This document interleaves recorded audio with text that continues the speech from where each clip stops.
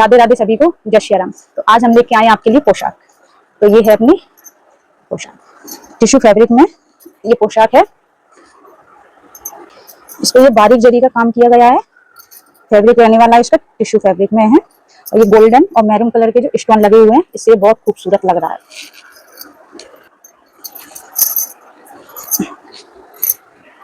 ये देखिए आप इसका घेर, काफी घेर है इसमें।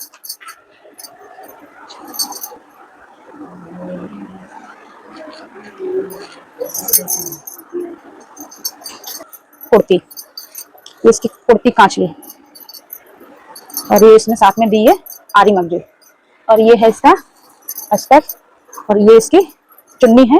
फोर साइड बॉर्डर दिया गया है, और इसमें बीच में ये पूरे में डिजाइन दिया गया है। ये इसके कलर देखिए आप, ये पिंक कलर है, ये पिस्ता ग्रीन कलर, और ये ऑनियन पिंक, और ये गोल्डन कलर। जो भी कलर आपको पसंद आए तो स्क्रीनशॉट लेके हमें डीएम करें।